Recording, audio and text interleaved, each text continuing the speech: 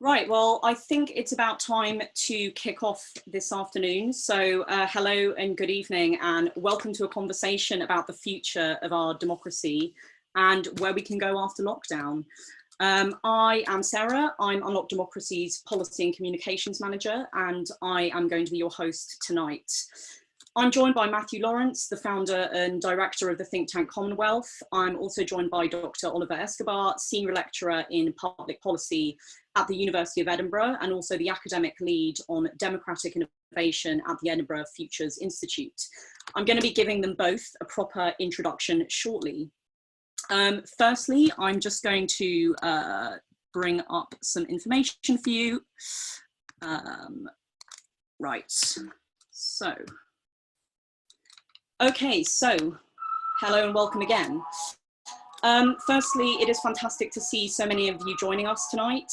If you're comfortable doing so, could you please share your name in the chat and let us know, where you're joining from and also why you've joined us tonight. If you haven't come across Unlock Democracy before, we're campaigning for a more democratic society that's defined through a deliberative People's Convention and protected by a new and codified constitution that's built and owned by all of us. Before we get on to talking about democracy in lockdown, I do have some bits and pieces of housekeeping for you. So firstly, this is being recorded, so please just take that into account. If you're in the chat, if you're commenting in the Q&A. Speaking of which, there is going to be a Q&A after we've heard from our guest tonight, who I'm going to be introducing shortly. If you have a question that you would like to put to either Mathew or Oliver, could you please use the Q&A function? You should be able to find it in your kind of Zoom bar below. But speaking of that as well, we have Trudy from Unlock Democracy who's running the tech. So if you're struggling to kind of find any, if you're struggling to find the chat, if you're struggling to find the Q&A, then just let Trudy know. And one final housekeeping point is that this is a conversation and we really want all of you who have tuned in to participate in this conversation. So liberally use the chat and Trudy's going to be moderating it. So please do keep the discussion civil and respectful. So just to kind of recap what the agenda for today is, I'm going to briefly run you through what we've got coming up. So firstly, we're going to hear from Mathew. Could you just say hello, Mathew? Where are you joining us from? Hi, everyone. It's Mathew. I'm joining you from Stoke Newington, which for those who have been on Twitter today, apparently it's causing a lot of stir, but it is actually, a famous radical dissenting space alongside lots of gentrifiers. So as I mentioned previously, Mathew is the founder and director of the think tank Commonwealth, which focuses on researching and designing new models of ownership. He's going to be speaking about commoning the company. What is it? How might we get there? And how does building a sustainable economy impact how we live and our wider democracy? Next, I'm going to hand over to Oliver. So say hello, Oliver. Where are you joining us from today? Hello. Yeah, I'm joining in from Edinburgh in Scotland, where the summer has arrived, at least for one day. Yeah, tell me about it. I was very worried about participation this afternoon because it's so sunny and nice outside. I was thinking that many people might be drawn away to go and take a walk, but I'm very delighted by how many people have shown up, which is excellent. It will be good to know who is listening to this while walking or enjoying the sunshine. I hope some are. Absolutely. I think add my idea in the garden. Zoom in the park, perhaps that's the next stage of this. So, I see some people are listening from their garden. So yeah, great, getting some sunshine and a conversation. What more could you want? So Oliver is senior lecturer in public policy at the University of Edinburgh, and he's also the academic lead on democratic innovation at the Edinburgh Futures Institute, as I've said. And Oliver's going to be speaking about shared crises and the future of democratic innovation.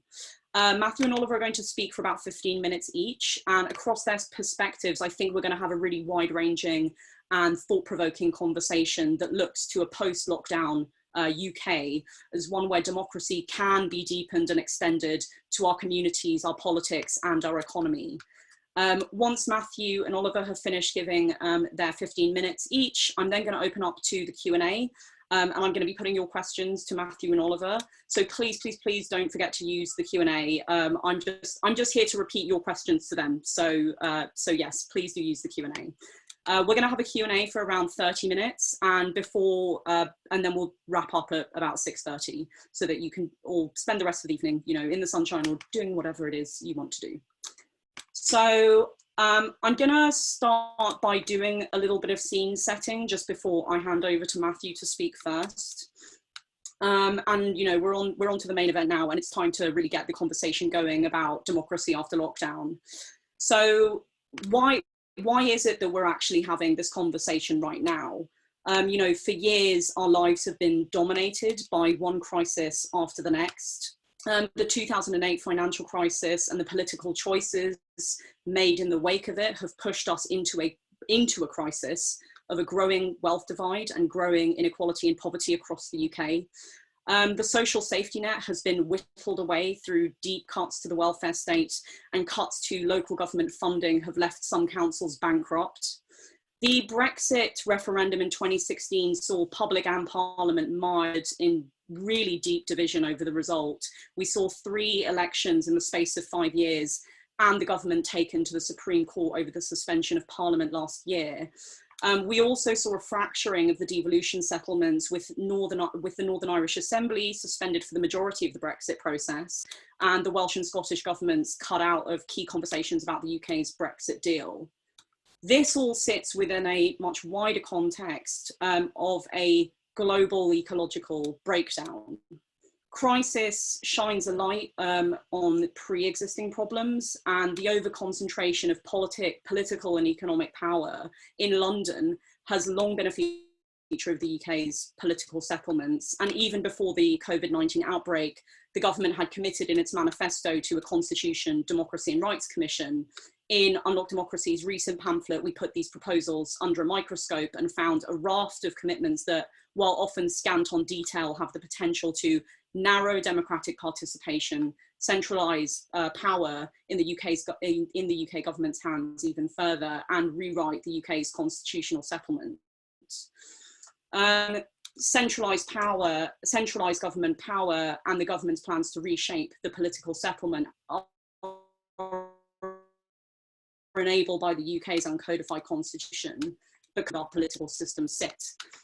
And the public health crisis that we find ourselves in has already indisputably altered the nature of government and the relationship between citizen and state. In responding to COVID-19, the government has decided to take on an expanded and deeply interventionist role. At the start of the COVID-19 crisis, the Coronavirus Act granted the government extreme emergency powers, the likes of which we've never seen in peacetime. And the political choices that the government is making in response to COVID-19 raises some really profound questions about the state of our democracy and how we want to be governed. This includes broad questions like what limits on government power should there be, and how can our fundamental rights and liberties be protected and upheld in a time of crisis. Narrower questions have also been raised, the answers to which are going to set some really important precedents for policy decisions made over the next few months, years and decades to come, like how should the multi-billion-dollar package of support be distributed? Should there be conditions? If so, what are those conditions? The UK government's new measures have sparked a nationwide conversation about the fundamental values that we hold as citizens, but they've also exposed underlying problems in our political system and democracy. So these recent shared crises raise questions about the state of our democracy and how we want to be governed. And it really brings to light how over-centralised and somewhat undemocratic the UK's political system actually is. The current setup of our political system means that outside of elections, the public has no real recourse to influence or shape how we're being governed, or have a wider collective conversation about how we should be governed. In a recent listening survey that Unlock Democracy did of our supporters, 83% felt that the government's policies favoured those with more wealth. And we only have to look, but I have to say that this all sits within it's not all kind of doom and gloom. We only have to look at the mutual aid groups that have sprung up across the country in response to the crisis to see that in local communities, there is a really strong desire to ensure a just response to COVID-19, which supports those who are bearing the brunt of the crisis, as well as the will to act. So it's in this context that we're having this conversation today, which accompanies the launch of our pamphlet, page 48 explains the Conservatives' manifesto plans for our democracy. So before I hand over to Matthew, we're going to do a really quick poll, which I think has Trudy launched the poll yet?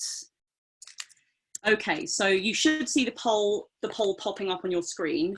Can I ask you to please quickly put in your answer? So the question is, which of the following do you think best describes our political system? A democracy, so government by the public; an oligarchy, government by a small group of people; plutocracy, a government by the wealthy; an elective dictatorship, where an election produces an all-power government, famously so called by former Lord Chancellor Lord Hailsham; or 5, something else entirely. So please put in, you've got another 30 seconds to put in your responses. I see plutocracy is leading the way at the moment, but we've got 15 seconds to go, so that could change. Let us know in the in the chat section as well why you've given the answer that you have. Why do you think our system is an oligarchy or plutocracy or democracy? Please do let us know. So 5 more seconds and we're going to end it. So the winner there is 43% of you think that we live in a plutocracy, government by the wealthy. Very interesting. Please get the conversation going in the chat. Why do you think that is? Or if you put another answer, why do you think that is? So, so now we're on to the main part of today's session. So without further ado, I'm delighted to be handing over to the founder and director of Commonwealth, Mathew Lawrence, who is going to be speaking about democracy in our economy and commoning the company. Mathew's work has centered on economic democracy and democratic ownership. He is also the author of the forthcoming book, Beyond Barbarism, a manifesto for a planet on fire, which is going to be published by Verso next year. Mathew, over to you. Unmute myself. Thank you very much for the introduction, and pleasure to be here. So hello everyone watching. I'm Mathew Lawrence, as mentioned, founder and director of Commonwealth, which is a relatively new organisation.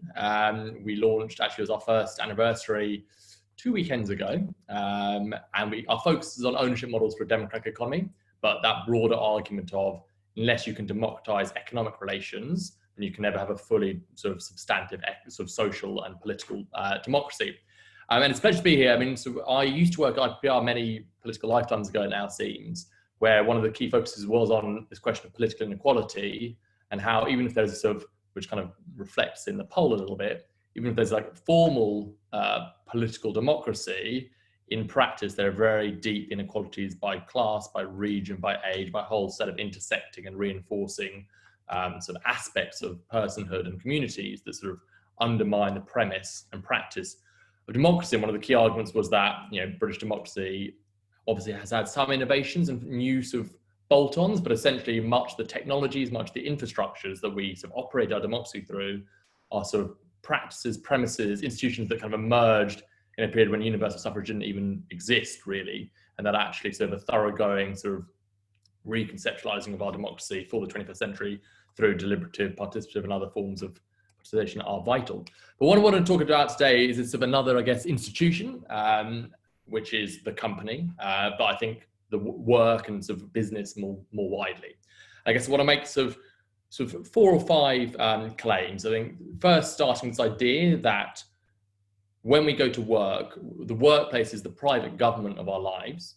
So I think that's the first point. And it's a key site that is completely laced through with political power, with sort of obligations, with sort of things that we would normally think as fundamental to political negotiation. So it's sort of a form of government. Second, that government is, a form of oligarchy, and we'll sort of come to that. Third, these have real consequences for both sort of material inequality and social inequality, but also sort of the fabric of democratic life. And that's sort of fourth and sort of fifth, I guess, if we want to have a substantive democracy in a much richer, more pluralistic sense than just sort of, narrowly voting every 4 to 5 years in sort of Westminster-based elections, every sort of 4 to 5 years for Holyrood or Welsh Assembly, etc., we need to think about how we can democratize the company, how we can common the company and transform it from this space of oligarchy towards a space of genuine substantive democracy. So what do I mean by the private government of our lives? Well, when we go to work, our movement, our speech, our actions are ultimately circumscribed, controlled, and hierarchically sort of organized within the workplace, whether that's, whether we're in our homes now, but all the physical movement of if you're in a factory, if you're sort of serving food, if you're in retail, if you're in care. The government of our lives in the private sphere, as Elizabeth Anderson, and other academic scholars have argued, is very substantive, very powerful, and a very sort of key site of political power over our lives. And yet, how is the sort of the workplace and sort of business organized? How is the government, the private government of our lives, actually ruled? Well, it's definitely not democracy. It's ruled by oligarchy. And what do I mean by that? Well, what I mean by that is the sort of coordinating rights, the rights to control, to decide, to sort of shape how a company is organized, how it's run, to what purpose and whose interests. That is shaped by ownership. It's shaped by who owns shares. It shapes by who holds capital, who exercises it, who is the sort of managerial agents of capital holders. And so clearly, if democracy is broadly, ruled by the people, over what a political community is exercised in, the workplace is a political community, and yet who has votes, who has say, who sits on the board, who votes in annual general meetings, who decides, is incredibly hierarchical, and it's structured around wealth. So the more shares you own, the wealthier you are, the more votes you have in annual general meetings, the more sway you have over the board and strategic sort of decision making. So it's really a sort of institution that is not organized in any way that we would recognize as democratic. And yet it's a fundamental institution that shapes many of the waking hours of our life, when we're at work, and not just when we're at work, but the decisions that companies take clearly completely structure how wider society is organized and in whose interest. And I think, touching on the climate crisis, we can't really address the climate crisis unless we transform the operation of the company and in whose interests and over what time horizons it operates under. And I think if the company is a sort of form of private government, if it's oligarchically ruled, then I think COVID-19, like so many things, whether it's social security, whether it's sort of what forms of work is valorized and rewarded, COVID-19 has really exposed and amplified underlying inequalities of power, of voice, of reward within our society, things that cut directly against meaningful democratic life, meaningful sort of social participation in deciding upon our collective sort of, vision and destiny of how we want to sort of develop as both individuals and communities. And so you can see that in a number of ways. You can see that by, sort of the risk at work being pushed down upon labor, upon workers, and yet, higher, sort of, it's changing a little bit now, but essentially sort of recipients of dividends, shareholders, management being protected. You can see in the practice of sort of, funneling sort of the sort of bailout schemes and a lot of the sort of support packages, much of which are absolutely necessary. But because we've got this sort of rigged economy in which power and institutions are structured hierarchically, the benefits of those support has flowed in quite an uneven, unequal direction, often in a rentier-like way. And so I think a key consequence of the COVID-19, but also something that existed before, is the undemocratic nature of ownership, the undemocratic nature of governance, the way that the company is organized and in whose interest is in deep tension with the basic premises of democracy, and is in deep tension, a key institution of capitalism is in deep tension with democratic justice. And I think you can look at the work of someone like Isabel Ferraris, and actually, who's a Belgian, a scholar based in Belgium, but she actually organized a letter which people might potentially have seen on the weekend in The Guardian, which is around how to democratize the firm. And she articulates this argument very well. The firm, as long as it's controlled by shareholders, not ordinary workers who actually have to live under the rule of the company, the firm will be a sort of institution that stands in fundamental tension with democracy.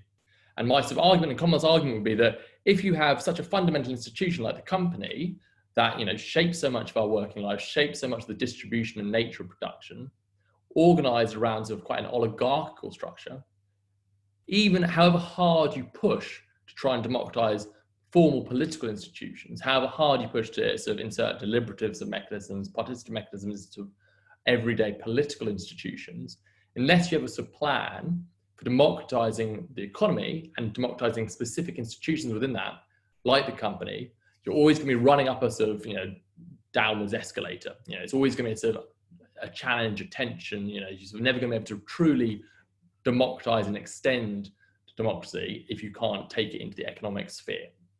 So how then can we do that? Well, so we had a report out the other week called Commoning the Company.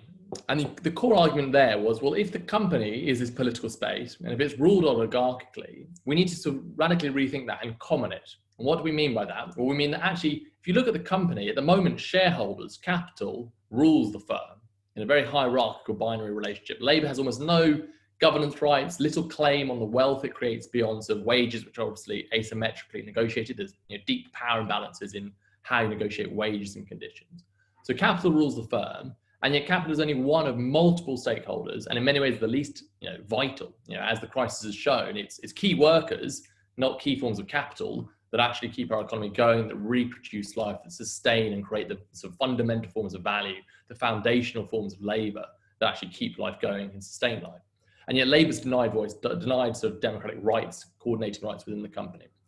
So what we're saying is actually you need to sort of transform the company to think of it less as a sort of institution controlled for and organised to maximise shareholder value. You actually say, yes, of course, shareholders are important constituents within the company, but actually we need to embed democratic rights fundamentally within the company and turn it into a commons, a space that's managed, it's a resource that's negotiated together, in which stakeholders have democratic rights over it, but you don't turn it into an extractive space where value is extracted upwards and outwards, but actually it's a form of mutuality. It's a form of shared endeavour, of democratic negotiation, of collective sort of ordering of our sort of economic lives together. So how can we do this? Well, I think sort of one of the things that I think would be worth the sort of exploring is this tradition called the law and political economy movement, which is particularly prevalent in the US at the moment. There's a blog I'd recommend called the Law and Political Economy blog, lpeblog.com, I think. But I think the core insight here is that the company, like all our political institutions, is not sort of a natural institution, but actually constituted by law and politics. It's sort of, it's human-made, it's malleable, how it allocates rights, how it allocates power, who it gives voice to, who has governance rights, doesn't descend from the sky, but is actually constituted by political action. And it's a social institution. And therefore, if those rights are publicly granted and legally encoded by political action, we can reimagine, we can recode, in the words of someone like Katerina Pistor, we can recode the codes of the company and the codes of capital to make it democratic by design. So we can do things like, ensuring that 50% of the board is workers or sort of environmental interests, so that's sort of challenging that sort of monopolization of voting rights that capital has on the board. You can challenge the fact that shareholders have the monopoly of votes in sort of annual general meetings. So you could say, well, workers have a sort of minimum guaranteed stake so they can vote on strategic things. You can embed sort of everyday forms of democracy like work councils, like participative forms of democracy, like new forms of democratic planning within the firm. You can reshape sort of the purpose of the company. So it's about sort of creating value, not necessarily maximizing wealth for shareholders, which is an important distinction. So I think there are lots of steps that we can take, to recognizing that the company is political, recognizing that it's, very loud, motorcycle. Clearly they didn't agree. Recognizing the company's political, that how it distributes its rights is sort of plastic and reshapeable, and think about how we can do that.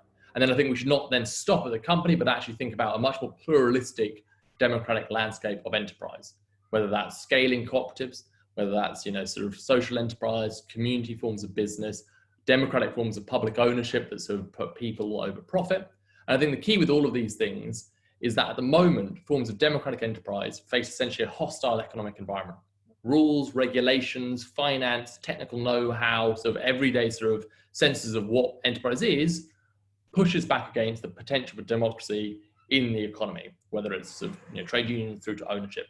And so I think we have to have a sort of political project that embraces the sort of constitutionalization of the UK's political structure and sort of deep democratization of everyday political life and its political institutions, but that has to be accompanied by a similarly ambitious, sort of constructive project, which doesn't say, oh, well, it would be nice if co-ops scaled because they're more democratic. Oh, it would be nice if there's more social enterprise that puts, communities first. Oh, it would be nice if, companies were, gave voice to their workers, and actually say, hold on a second, we need a sort of political project that will rewrite the rules, reshape forms of ownership, and have a much more imaginative, much more thick and democratic conception of what it means to be a flourishing democracy. Great, thank you, Matthew. I just want to give, before I hand over to introduce and hand over to Oliver, I'm just going to do a quick, another quick nudge to please leave your questions in the Q&A. We've already been receiving a number of questions from you, so yeah, please do leave any questions that you have in there, and carry on using the chat as well to keep the discussion going. So I am now going to hand over to Dr. Oliver Escobar, who is Senior Lecturer in Public Policy at the University of Edinburgh, and he's also the Academic Lead on Democratic Innovation at the Edinburgh Futures Institute. And he's going to be speaking about shared crises and the future of democratic innovation. Oliver works on participatory and deliberative democracy with a focus on political inequalities and the governance of the future. And he combines research and practice to develop social and democratic innovations across policy and community contexts. So over to you, Oliver. Great, thank you, Sarah. I hope everyone can hear me, but otherwise give me a nudge. And thanks, Matt. I really enjoyed the presentation. It also covers an area that that I'm very passionate about, but I couldn't cover it with the eloquence that you just showed. I need to say, well, I want to start by thanking Trudy and Sarah for organizing the session, and everyone for being there on the other side of the screen. A couple of disclaimers before I start to share some of these thoughts. I have a couple of dogs who get overexcited, so there might be some barking. I think every time I say the word democratic innovation, they tend to bark. So there might be a few barks along the way. And I suppose I want to start by acknowledging where we are, which is obviously a very serious public crisis, a public health crisis of many complex dimensions. But perhaps the worst element of it is that it's multiplying the effects of the crisis that we were already undergoing. And there have been a number of them. I'm going to focus on democratic crisis, but all these things are always part of a whole complex and interrelated aspects of society and everyday life.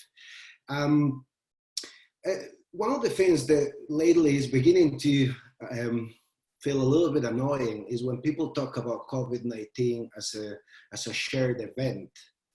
As a shared experience. It's not a shared experience, it's a shared event. People are experiencing this in many different ways. And often some of the emerging stories that are being told about unity and some of the new kind of populist nationalist discourses around unity, to me are quite troubling. I'm less interested in unity and more interested in solidarity. So that's the kind of backdrop from which I come to these issues. Because to me, every time we think of this as a shared experience rather than as a shared event, we are kind of deleting the differences and the inequalities that are compounding the worst effects of the crisis for many people across all sorts of social demographic groups and undergoing all sorts of different and difficult circumstances. So if this crisis is showing anything, on the positive side, it's showing the rainbow, right, which has become that metaphor that gives us a little bit of hope, especially because it comes from children and young people, but it's also showing the cracks. So it's the rainbow, but it's also the cracks. It's the cracks of a system that is in many ways under tremendous strain. It was already, our democratic systems have been under strain for some time now, but this is really beginning to show some of the most concerning cracks. And some of the most powerful and effective responses have taken place at community level. And there have been all sorts of interesting, inspiring projects. Some of them are now being collated. Those of you who are into this kind of new processes, I will recommend checking Participedia, which is the Wikipedia for participatory nerds, and it's a useful resource. And they have a web page on COVID responses that have a participatory dimension. But if anything else, the current crisis is also highlighting and really kind of making us question the challenges that come from having highly centralized systems of power. Where power is concentrated in a few places, then systems tend to be less resilient than when power is distributed across networks, and you multiply the capacity to act. And it's too early to say, but no doubt we will be auditing what's happened throughout this public policy response, especially in the UK and other places as well. And I think the issue of power inequalities will come to the forefront in explaining some of the worst effects of all of this. Which takes me to the point of the reason I put shared crisis in the title is because this crisis is obviously a tremendous challenge for everyone, but there is another challenge that has been brewing for the last 10 years and which I don't think we have paid enough attention. And in the aftermath, once we come out of the other end of this, whatever that looks like, we need to pay more attention to the democratic recession. I imagine most of you will have heard about the economic recession, the financial crash in 2008, all of that, and then the 10 years of austerity policies. So, many of you will be familiar with this story. But underneath that story is the story of the democratic recession, which is a sustained crisis, a global sustained crisis, particularly in the last 10 years. And if you look at some of the studies, earlier this year, I think it was in January or February, FOA and colleagues put out a new report taking the temperature of satisfaction with democracy around the world. And then there is the Democracy Index by The Economist, there's the work of Dalton, and all of these pieces of work have a few things in common. They highlight some very worrying trends. There are now less democratic systems, fewer democratic systems in the world than there were 10 years ago. Although 48% of the world population live in some kind of democracy, only 5% live in what's considered a full democracy. So let that sink, just 5% of the world actually live in a full democracy.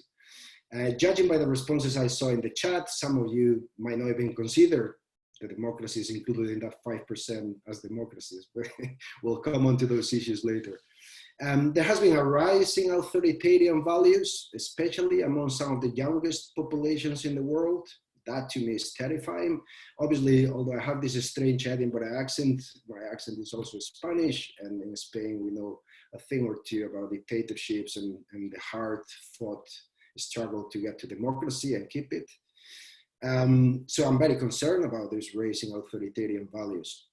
The UK in particular has now the highest ever recorded level of democratic dissatisfaction in its history. That's what we know from the study from FOA, which came out in January.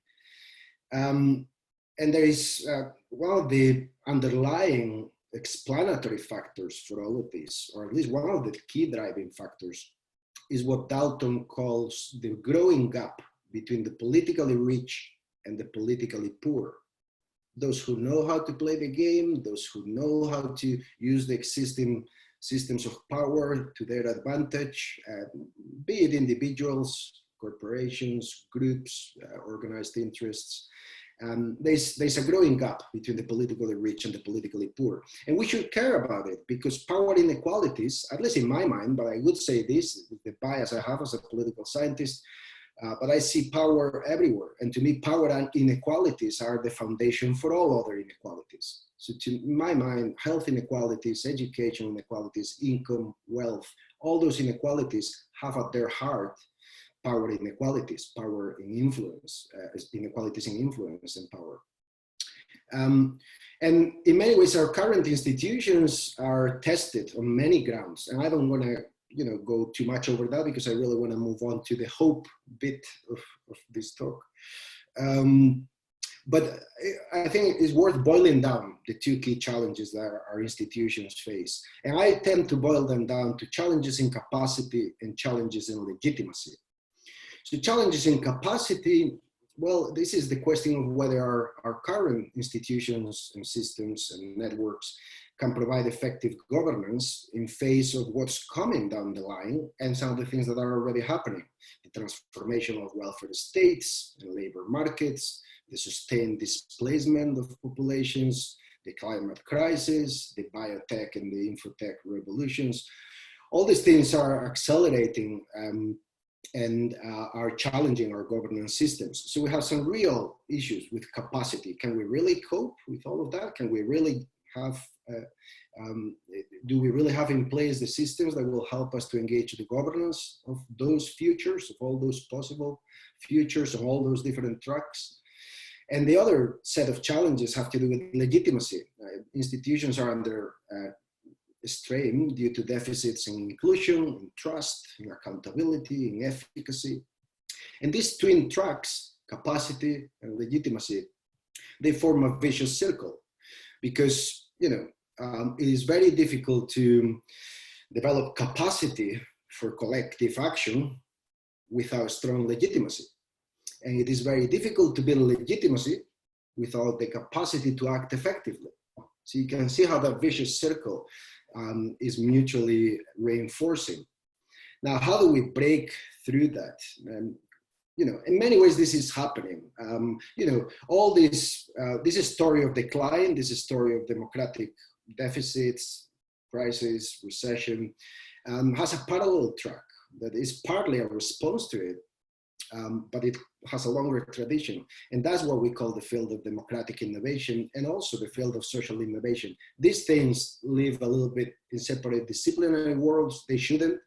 But yeah, I'll say more about that in a second. So I'll start with social innovation, but I won't dwell on it because I think that's territory that Matt has already covered, and I'm sure it will come through. But obviously, we do need to learn. This has been a very fruitful field of experimentation, growing the social economy, the world of social enterprise, the world of cooperatives. Democratizing workplaces and economies is perhaps the blindest spot in the field of democratic innovation. It hasn't been paid enough attention to, and I think that that's why Matt and others are doing important work there. But we do have examples, and they tend to come from the commons. This is not the House of Commons, that's the commons with big C, is the small c commons. That territory that communities have carved up for themselves through community ownership, through community-based processes, through community-based governance. The commons is an exciting space that is often squeezed. It's a space that tries to create a space that is not constrained just between state and market. There are more ways of organizing society than just through markets and states. And that's what the commons is about, is charting a territory where you can, if you want to look at the exciting examples of how people are doing this, you can go to Govan in Glasgow. There are many communities in the UK and elsewhere where social entrepreneurs, people who develop community ownership programs are really just trying to find new ways of building economies, building systems, building services. Now, the problem just now with the current public health crisis is that this is, there is this duopoly, this dualistic cozy relationship between states and markets, and they squeeze out the commons. And a lot of these projects, I don't see any meaningful bailout. Let me put it very bluntly. I don't see the meaningful bailout for social innovations and for the commons, whereas there are massive bailouts currently for companies and indeed all parts of the state. So that's something we need to keep an eye on, because what's coming down the line, unless the narrative is changed, is going to squeeze the commons even further. So that's the kind of space of social innovation, which is really exciting. It does a lot of things. It has been providing services and developing community assets for many years, albeit on scales that so far haven't, in a sense, provided a substantial alternative to the dominance of the state and the market. And then there's the territory of democratic innovation, which is the final bit I want to sort of share. And many of you will be familiar with this, but for those of you who aren't, I'll go over the basics. We call democratic innovations those processes or institutions that are developed to reimagine and deepen the role of citizens in governance. And this is done through increasing opportunities to participate, to deliberate, and to have influence. And this is a growing field of experimentation all over the world. It's been like that since the 60s, although it has accelerated in the last 20 years.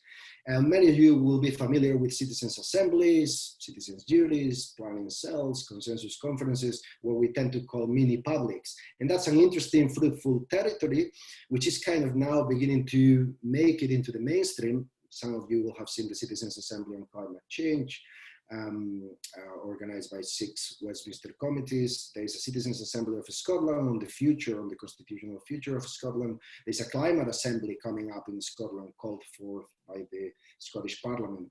And these are citizens randomly selected through civic lottery, taking the time to work through issues, deliberate, and try to make some informed recommendations and find some levels of agreement. There is promise in those processes. There are also legitimate critiques, but to me, they give us some clue about they are almost like the proto-institutions of the future. The institutions we have in 50 years' time might not look like these proto-institutions, but these proto-institutions are going to help us to learn how do we get to those institutions that can govern the future.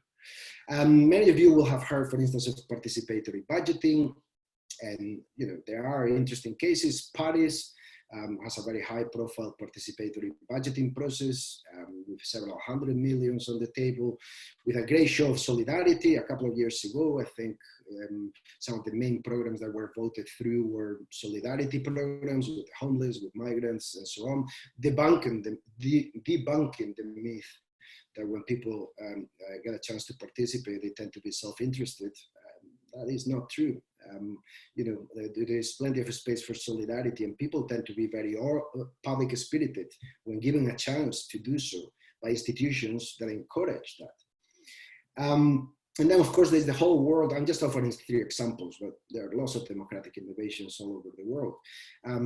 Digital participation is a key dimension. As we are all learning, we're all developing our digital selves and entering this sphere, this digital public sphere that is both exciting and concerning at the same time. I think I read somewhere that in 50 years' time, our grandchildren are no longer going to distinguish between online and offline. Everything is going to be just one thing. But we're still in the early days of that.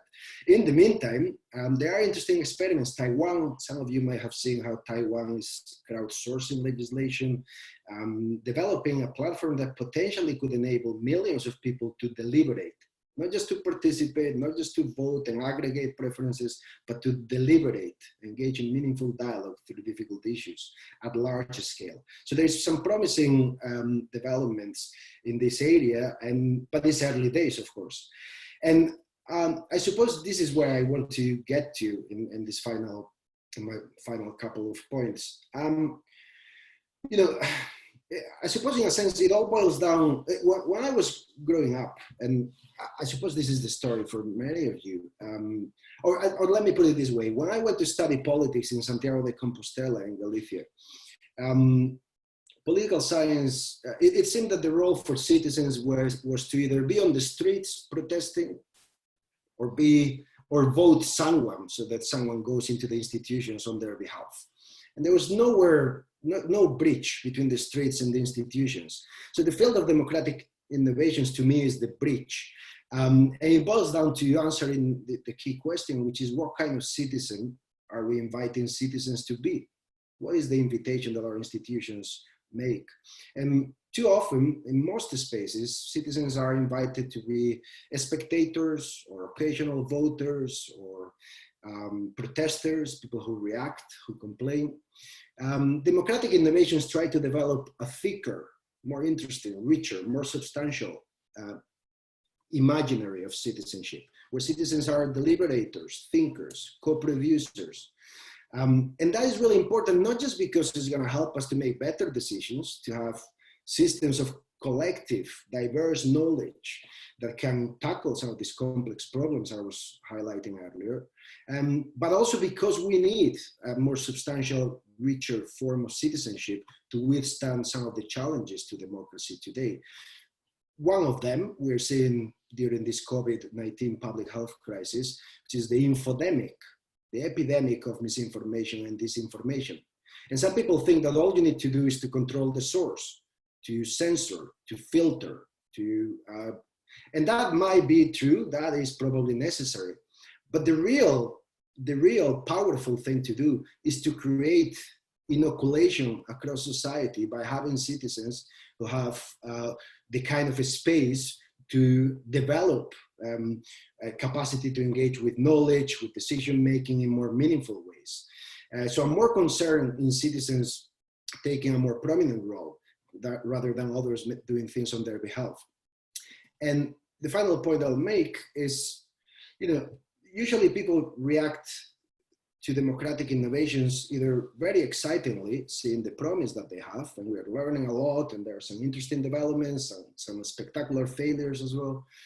I think we need to get to a point where we realize that we are trying to build institutions of the future. We are in the early days of what democracy might look like in the 21st century. There's a lot at stake, and we need to get beyond cynicism and complacency.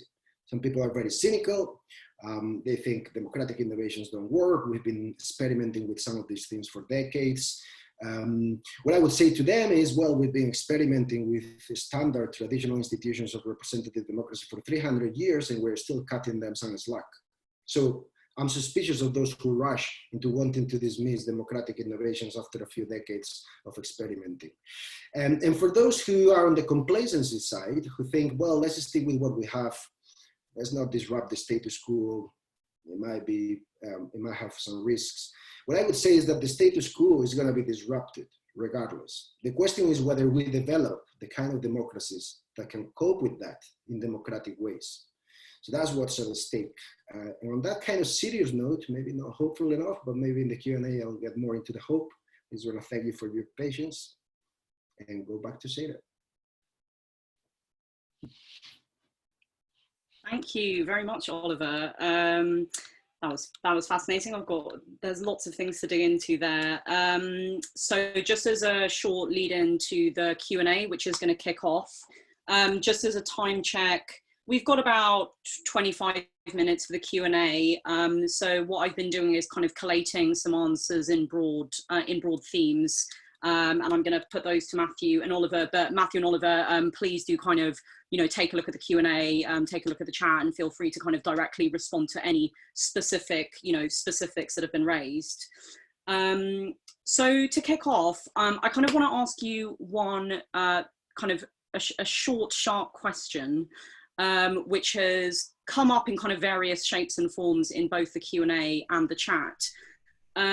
Why democratize our institutions? Why, for example, democracy and not meritocracy? Mathew, I'll hand over to you first. Yeah, interesting sort of question, I guess. It's taken as an assumption. Well, I think there's two broad arguments. I think there's a sort of equity argument and an efficiency argument, at least within, sort of democratizing the workplace. I think the efficiency argument is that actually, if you create institutions in which the knowledge and the capability of ordinary people can shape decision making and have sort of legitimation in that process, you get better forms of work emerging, you get some more productive forms of work, you get sort of more innovation, you get more long-termism. So there's sort of host of measures on a sort of, whether it's sort of German style co-determination to much more sort of innovative forms of economic democracy.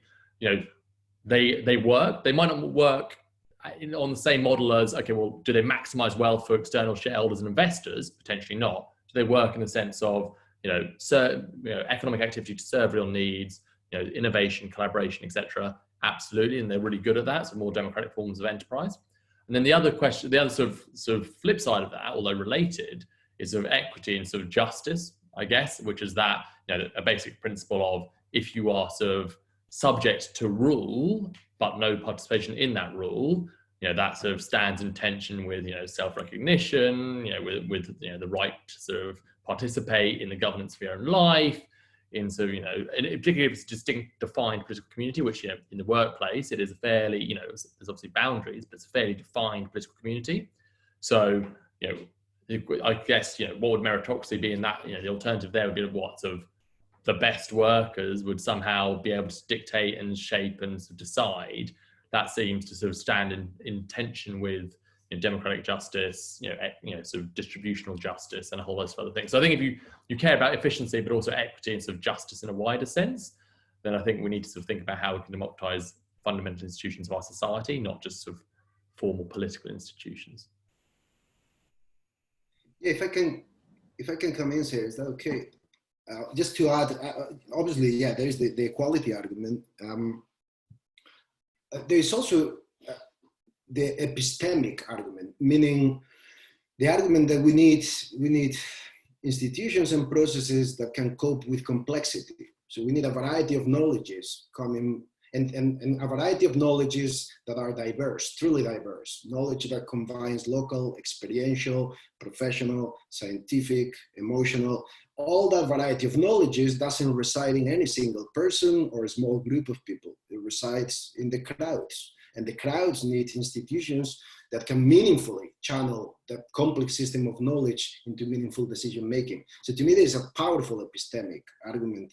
We live, our societies are incredible systems of distributed knowledge. And we haven't yet developed the kind of institutions that can mobilize that knowledge to create the kind of desirable futures and societies that many people long for. So that to me is a powerful one. But then there is another one, and I don't want to get overly dramatic. I was trying to find a little quote that I always use with my students. It's a quote from John Dewey. I'll find it in a second and I'll pop it in the chat. But what it boils down to is that, democracy cannot be seen as someone else's business, something that some people do somewhere. Democracy needs to be seen, in order to survive, democracy needs to be everyone's business. It needs to be a way of life. It needs to permeate our relationships, the way we organize different aspects of our life. If we don't do that, democracies are weaker and they don't last that long. And that's difficult to grasp unless one looks at history. But the best way to make sure that democracy, which is always an imperfect project, which is always an ongoing, evolving, developmental process, the best way of moving it forward is to secure it by making it live in everyone's life, not just in a few groups distributed unequally in society. Thanks. So there are a couple of other broad themes that are jumping out. So, one of them is at what scale do we democratize our institutions? There's some other questions about, how do we overcome social and cultural forces that are preventing further democratization or even kind of contributing to this democratic recession? And then finally, kind of how do we actually make change? So I'd like to pick up on that first question, which is, I think Kevin asked something to this effect, so did Common Vision. At what scale should our institutions be democratized? Are we talking about small companies as well as large? Are we talking about local government as well as national government? Mathew, I'll hand over to you first. Yeah, I mean, it's a really interesting question. I think you can almost sort of think of what is at least a baseline level of democratic rights that should exist across all sort of institutional forms. And if we're talking about enterprise or business forms now, sort of whether that's from the cooperative through to sort of the large multinational corporation, what are the sort of democratic baselines that are currently sort of deliberately sort of undermined, constrained, made not possible that we should have? So whether that's sort of representation on the board, whether that's, voting rights collectively within the sort of AGM, whether that's right to appoint managers, whatever it might be. What are those sort of things that we think can operate as a baseline for everything? And then how do you layer that up? So it might be that sort of in particularly complex organizations like the corporation, you need a thicker ecology of, epistemic sites, mentioned, like, what is the distributed knowledge of, Sainsbury's workers, where there's 20,000 of them? How can you create the sites and spaces for that to feed in and shape and sort of have influence over decision making within Sainsbury's relative to, say, a corner shop where there's 4 or 5 people and you might not need to sort of set those type of things up? So I think in some ways, I don't think, we should create like cookbooks of the future where we're like, well, you know, this is exactly, you want it to be a bit of iterative, a bit organic. I think you want to sort of set basics of frameworks and sort of institutional directions to push it down. You know, sort of in the sort of questions, you know, sort of what about sort of corner shops? What about the binary between, you know, sort of single and like a founder or creator of a small company, and the sort of binary between the, you know, the boss and the workers? And I think, you know, these are really important things. I think partly it goes to what Oliver was saying about, you know, democratic exercise. It's like a muscle. You need to exercise it. It needs to, it becomes stronger the more you exercise it, the more it's visible, the more it's sort of, you know, sort of constituted in a way that you can see it being meaningful. Partly it's about, you know, using big shifts in sort of social and sort of economic opinion, like, you know, like the moment we're in right now, to sort of push for a reconstruction of things like, well, how do we distribute economic rights within even small businesses? And partly it might be, you know, you sort of have a slightly, you know, a pluralistic landscape. You might have, you know, different models for different spaces, but you have that democratic baseline going back to it. So I think, you know, it's got to be iterative. It's got to be sort of, you know, sort of match the institution, but with that core sort of commitment to extending economic and sort of coordinating rights to ordinary workers and wider society in the economic sphere. Yeah, I don't think I have that much more to add. I think it's less a matter of a scale and more a matter of a scope, and context always dictates the scope. You know, here is where, you know, so there are interesting models of systems that can be confederated, smaller, larger units. You know, one of the misconceptions sometimes is that, you know, these kind of forms of distributed power create lots of different silos and so on. But at their best, what they create is very resilient networks that have capacity that reaches far into communities and across. So to me, it goes from, you know, very small groups of a handful of people to what I hope there will be at some point, which is a worldwide mini public institution with citizens from all over the world deliberating on global challenges. So to me, it's less scale than scope. We need different scales depending on context. And you know, these processes can be as small or as large as we need them to be. The scale of the problems that are coming down the line, and some of them are already here, you know, they really require that we try not to create a one-size-fits-all kind of situation. We need to start to live with plurality and you know, and this is something that is really peculiar. I found very peculiar when I came to the UK 15 years ago. It's almost like and I think I understand it, but there is an obsession with homogeneity. And I understand the argument that, you know, services need to be up to a level everywhere, you know, the universality and the quality of provision and so on. I do get that, but that doesn't mean that we need to create everything with a cookie cutter. And you know, I don't need to tell you, you will know, and many of the people here will know, that the UK is the most centralized advanced country in the world. And Scotland is even worse than England, to be honest, in terms of centralization. I mean, it's just unbelievable. In Scotland, we have 32 local authorities for 5 million people. In Galicia, where I come from, 2.5 million people have 320 local authorities. I'm not saying it's better or that the small is always better, but I am questioning, you know, the pitfalls of these mega regional authorities that we have in the UK. So one of the things that's come up quite consistently in the Q&A is the kind of role of other institutions and kind of sites within our economy and our politics, whether that's the education system, the civil service, trade unions. Gavin has mentioned, you know, what a central role the banking industry plays in the UK, and that has obvious implications for kind of how our political system takes shape and the kind of forces that exert themselves on decision making currently. So how do you see these massive social and cultural forces being overcome that would, you know, help us to kind of spread democratic innovation? Oliver, I'll hand over to you first. I don't know if I understand. I was trying to look for the comment. Is it in the chat? I want to understand better the motivation. For the, okay.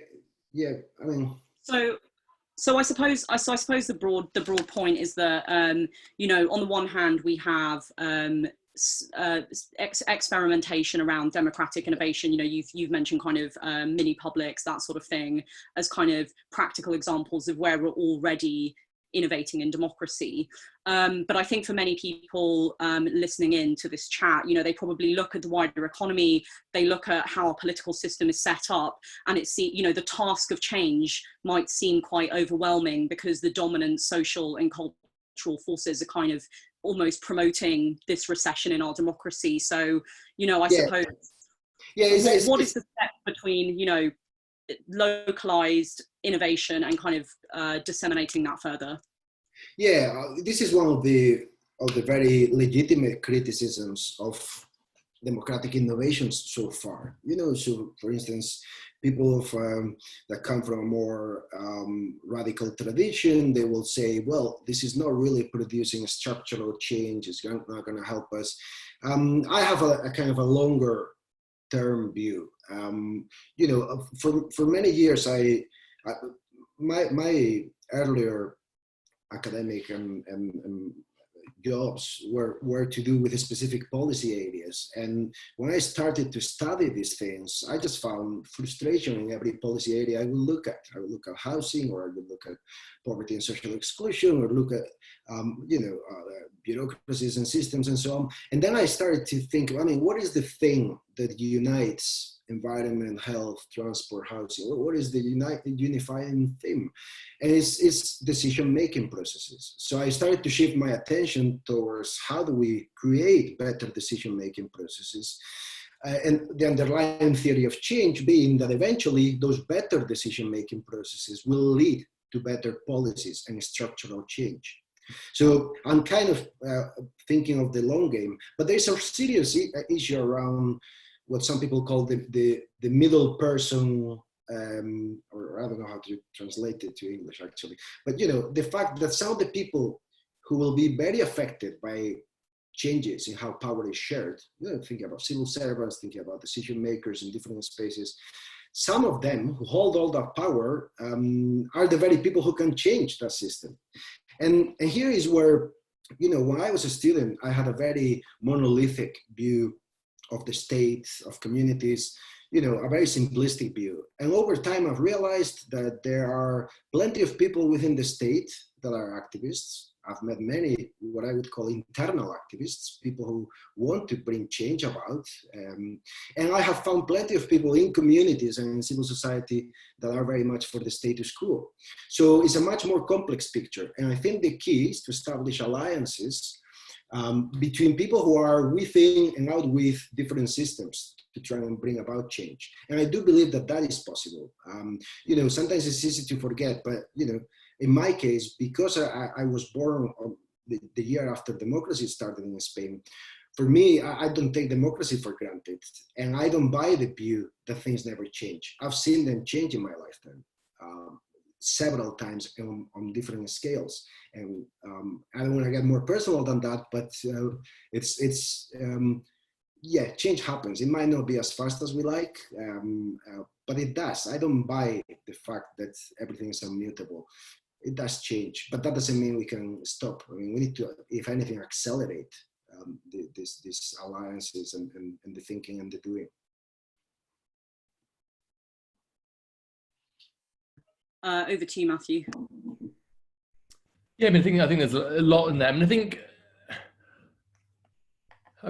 in some ways, democratization and the agenda of like expanding it, obviously operates in a sort of very hostile environment, as said. And I think even sort of the idea, we shouldn't just democratize the economy, democratization of culture in a broader sense of like, culture and the everyday, who can create culture, who can share, who has legitimacy in the voice. So I think in some ways part of the challenge is trying to advance on multiple fronts, even if it's difficult, and sort of where can you make advances? Where does that then reinforce other spaces? How do you have a strategy for sort of going at it through different spaces?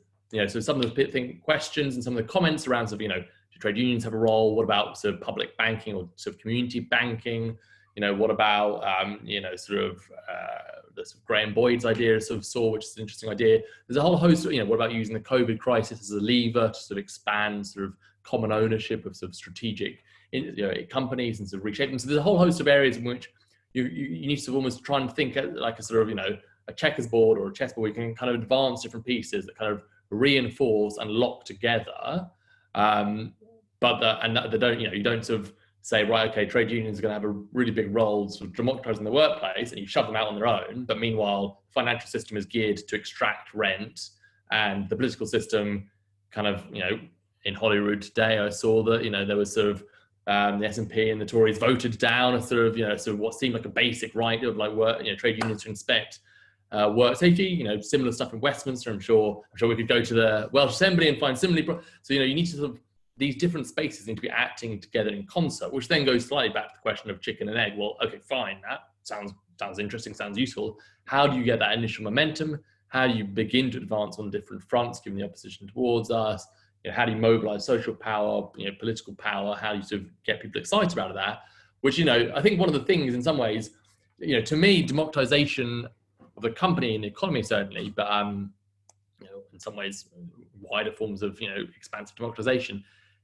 It's I think focusing on sort of the processes rather than the outcomes and the sort of lived experience you're trying to generate is often, and I think we sort of progressives in a broad sense like make a mistake quite often. So when we talk about net zero, we don't talk about flourishing communities, healthy air quality, public luxury. We talk about like net zero, which what does that mean for like a lot of people? And so similarly, like democratizing the economy is about good work, it's about dignity, it's about voice, it's about you having a sort of say in your collective community, whether that's work, whether that's, so I think it's about sort of reframing the language, and it's just hard work. I think it's just the hard work of organizing in workplaces, organizing communities, organizing in the cultural sphere. And then you have to sort of have that absolutely, basically all the things that were listed in the Q&A around banks, around trade unions, around SMEs, around large companies, around all of those things are necessary at once. And it's about how do you sort of have a strategic roadmap that can knit them all together. Yes, could not agree more. You've both kind of alluded to some examples, some kind of really practical examples of where democratic innovation is happening or being tested or experimented with in our economy, in our political institutions. But I think I've seen a bit of skepticism kind of in the Q&A or in the chat about models of public ownership in the economy have happened before and have not worked, or really what's the extent of the potential of democratic innovation. So and I also think, just to keep in mind that some people who are joining us tonight might be kind of relatively new as well to the kind of idea of public ownership in the economy or democracy in the economy, or even the idea of a mini public or a citizens' assembly. So I wanted to ask you both if you could share a kind of an example that's really striking to you, or some examples of where democratic innovation has been practically tested to kind of good effect. I mean, even better, a bonus if you could include one that has come out of COVID-19. If you've seen, a government around the world responding to COVID-19 in a way that they've kind of actually seized this opportunity to introduce more democracy into their economy, or introduce more democracy into their political institutions. But some kind of practical real life examples that would bring colour and life to democratic innovation would be fantastic. Oliver, could you kick off, please? Sure. Yeah. That is, I mean, this could take long, but I'll please do stop me if I'll try to keep it short. I'll start just with a tiny sort of clarification. I mean, a lot of the stuff I've been mentioning is less about public ownership than community ownership. And they're slightly, I mean, they're very different things. So public ownership, the state has a major role. In community ownership, communities around the asset, or and you can look at community-owned wind turbines or community-owned housing associations, so these are very different kettles of fish. I'm not saying that there's no role for public ownership, and there is a checkered history. We all know it. Also, we shouldn't judge the future of public ownership by its past in the same way that we don't judge the future of capitalist economies by their past. There's a lot is still to be written or rewritten. But I'm personally more interested in community ownership. and in communities owning the assets that build local economies that then get reinvested into those communities. In terms of examples, I'll go less in that direction because I think that I cannot. I think Matt is better placed than me. But in terms of democratic innovations, as in institutions and processes where people are involved directly in decision making, some of the most prominent examples of stories of success, I suppose, was the role of citizens' assemblies in Ireland in bringing forth the referendums on equal marriage and on abortion. And that's to take nothing away from the social movements that over decades built the momentum, but the citizens' assemblies came at a key moment to provide the bridge between the streets and the institutions. And that's what I meant earlier by the bridge. And all we know how that turned out. And in the context of Ireland, many see that as a great achievement. Or take the case of Iceland.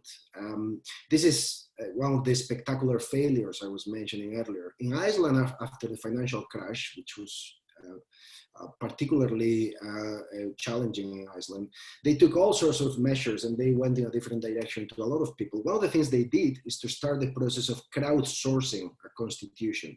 And they included digital innovations, which at the time were early days. They included things like citizens' assemblies. They also had other more creative deliberative process, spaces that enabled crowdsourcing, all of that. And it resulted in what John Elster, the great constitutionalist, calls one of the most advanced and progressive constitutions ever made.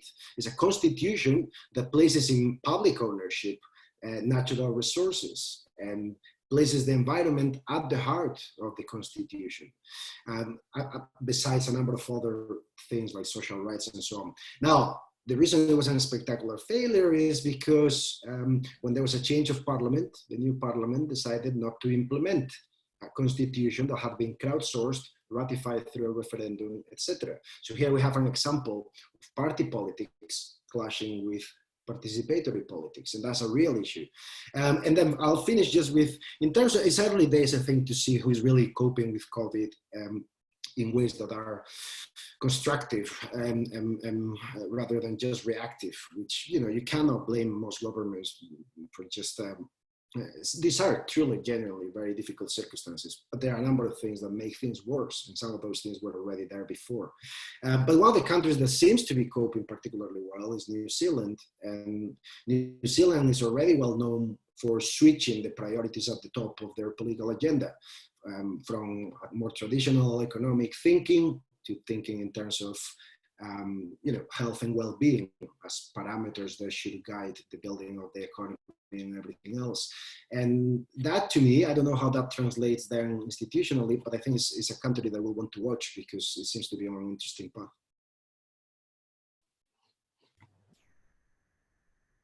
Thanks. Matthew, over to you.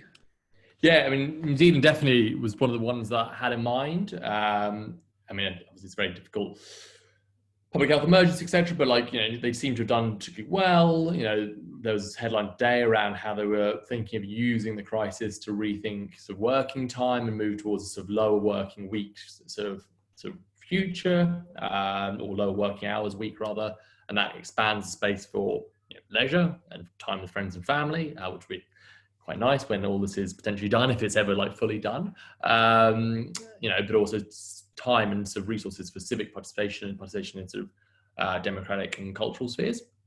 So I think New Zealand definitely is one to watch. I mean, I think that the sort of, I guess like all crises, sort of they're not settled, and they're, COVID in particular sort of is creating the, very big shifts in tectonic plates. But at the same time, the assumption that, governments are spending lots of money, or, there's sort of, we're centering health rather than sort of growth, or whatever it is that sort of might say, well, maybe this is a big shift, big systemic shift. I'd say, well, A, possibly, but be cautious, and B, that is not determined. It's got to be organized for one, and C, the sort of structures of ownership, control, power that sort of laced through and prefigured sort of economy as you went into COVID sort of broadly remain, and if anything, risk being consolidated, power risk being consolidated during the crisis and economic worsening. So which is not to sound too negative a note, but I just think sort of note realism to say the crisis has opened up a potential new terrain of sort of democratic innovation, of new forms of thinking about work, of leisure, of what truly is purposeful and meaningful in the economy. But it's also opening up potential for sort of an intensification of inequality and forms of sort of negative things in our society that we're sort of trying to overcome. I mean, that said, everything from, and always read the small print because they might sound very good, and then you get under the bonnet and it's maybe not as good. But everything from sort of using sort of potentially bailout to sort of say, right, okay, you've got to embed net zero ambitions, which France look like they're doing broadly with Air France. Some of the things they're doing in Denmark around saying, right, well, if you want public support, you've got to sort of reshore your tax base, so you can't be in tax havens. It looks like Scotland and Wales potentially doing things like that. You've obviously got local authorities across the UK doing some really interesting things, sort of mutual aid, forms of sort of the solidaristic economy emerging, which slightly speaks to Oliver's point.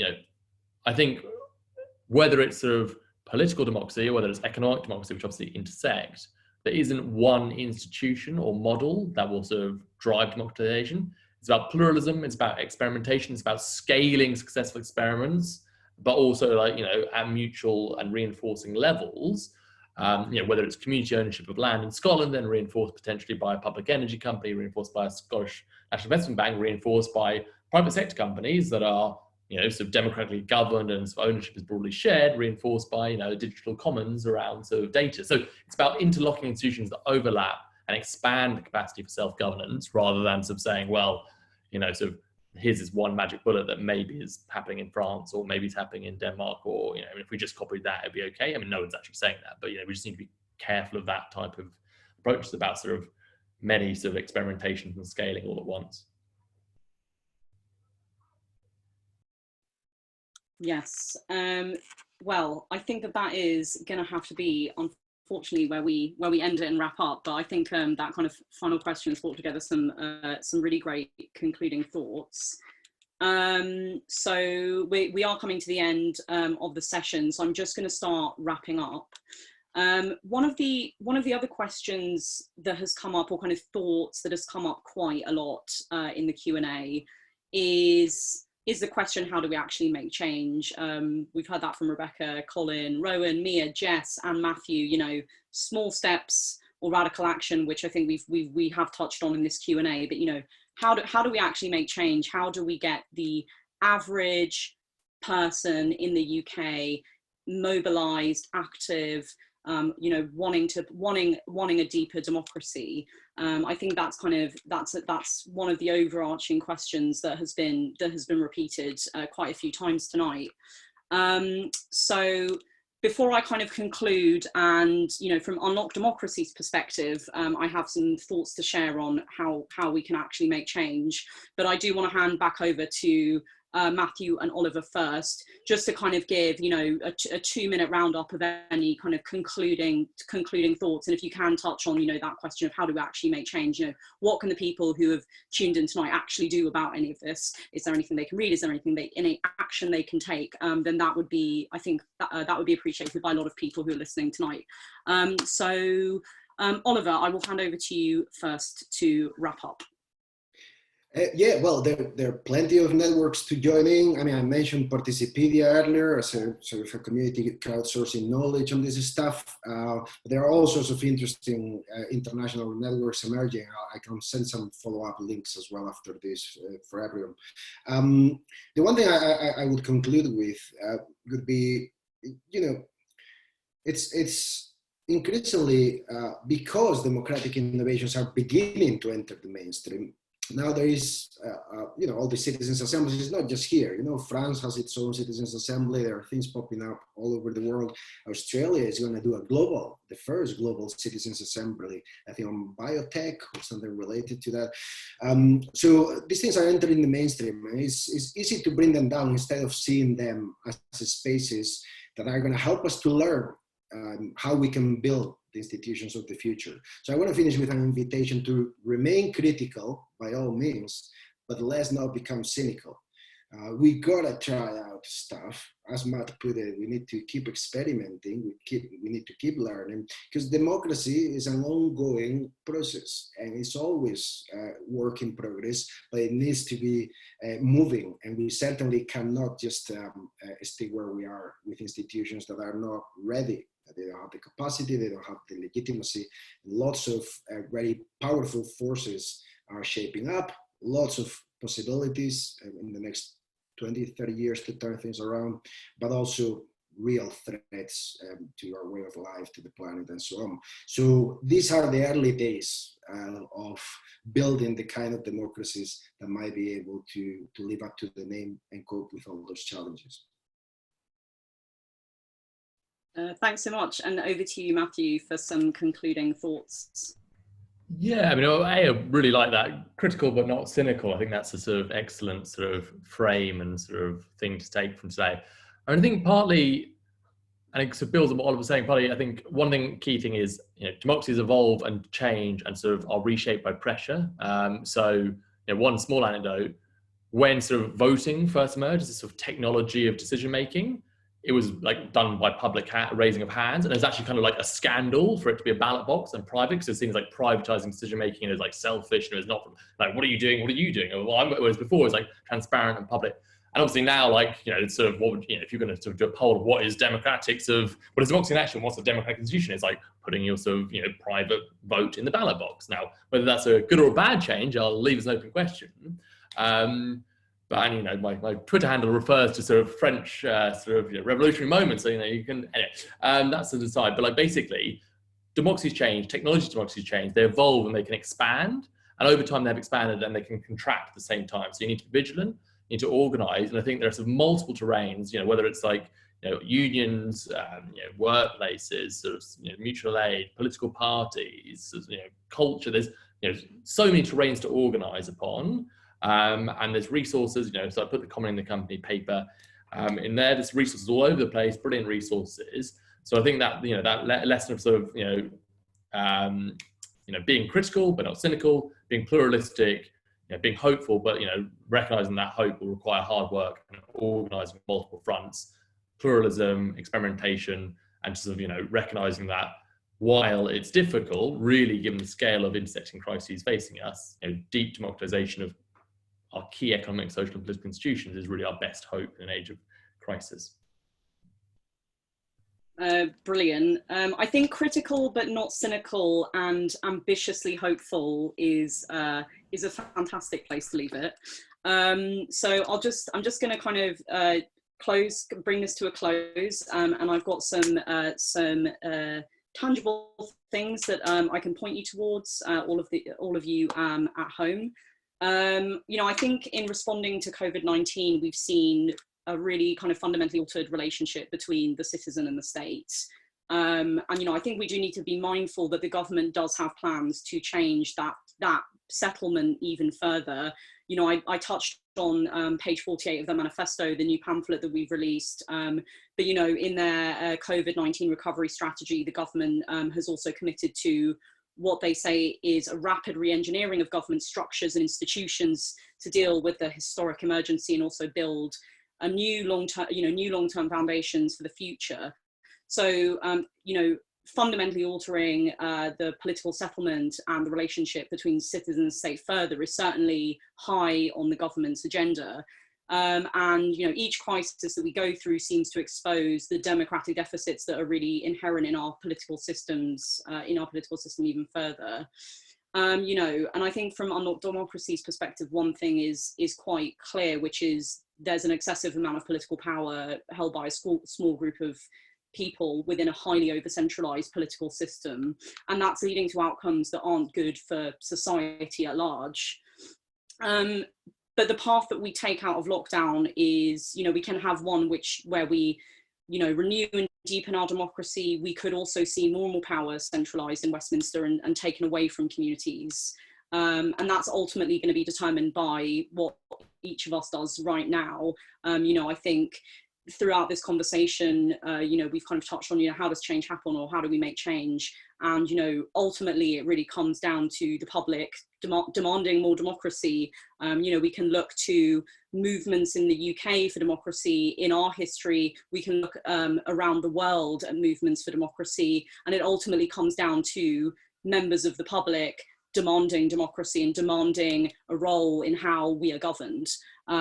So the answer about how we make change is certainly not an easy one, but the answer involves, you know, people who want more democracy actually standing up and fighting for it. You know, and we can have a deeper, more participatory democracy that spans our politics and our economy. You know, Oliver and Matthew have touched on some really practical examples of that, and Trudy's been sharing some links, sharing loads of links in the chat, so you can kind of go and look and dig, you know, dive into that a little deeper. But, you know, democracy is a process, it's not an event, and change happens if there are enough members of the public who demand that it is so. So where do we kind of go from here? If we do want to build a deeper, more resilient democracy, that needs, from our perspective, from our democracy's perspective, that needs to start with a nationwide conversation about the values we share, the kind of society that we want to live in, and the shape of the democratic, you know, the shape of our political institutions. And, you know, to build a democracy that works for all of us, you know, we believe that there needs to be a public debate about the state of our democracy, and the public needs to determine the shape of our political institutions, which is why we campaign for a new and codified constitution for the UK that's created through deliberative People's Convention. And we really hope you join our campaign. So, you know, there's a plug. To bring this to a close, I'm just going to get up my final slide. Trudy will be hopefully delighted that I remember to do this, because it could quite easily been forgotten. This is the start of a conversation. We want to create a nationwide conversation about the state of our democracy and where we go next. The answer is not going to lie in any individual. It's not going to lie in Unlock Democracy. It's not going to lie in any one organisation or any one individual. This requires participation. It requires conversation. It requires those of us who care about our democracy talking to each other and making collective decisions about how we go forward and what that roadmap actually looks like. As a final admin point, I think a short survey is going to be posted in the chat. We'd really like you to to complete this survey, because we're trying to create a series of events which kind of really kickstart this conversation about the state of our democracy. Tonight was only the start. Next week, we are going to be running a series of further conversations as part of our democracy gathering. We are working on the tech so that hopefully we'll be able to set up workshops so that you don't just have to participate in the kind of chat and Q&A. And we're hoping to make these much more participatory and conversational, so that you can actually, you know, take part in these conversations. So we've got 5 more conversations lined up next week. You can register for the democracy gathering by following the link that I think Trudy should have posted. If you want to get involved in our campaign, you know, we're trying to work out how we go forward, and we need all of you to participate in that process. So please do get in touch.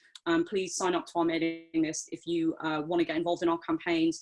If you work for an organisation, we also, you know, we want to be working with organisations as well who care about democracy. So please feel free to get in touch with me if you're working for an organisation. I want to finish there and just say a huge thank you to Matthew and Oliver for joining us tonight. It's been a really, you know, really thought-provoking conversation, and you can find Matthew on Twitter at Danton's Head, and you can find Oliver on Twitter at Oliver Escobar. So yeah, just a massive thank you to all of you for tuning in and participating in the chat and the Q&A. I hope you enjoyed it, but please leave us feedback about how we can improve these events so that they, you know, that they work for you and you can be part of the conversation too. And let's just keep the conversation going. Please go, you know, keep the conversation going at #democracygathering on Twitter. But for now, it's a good night. It's a good night from all of us, and hopefully we will speak to you soon.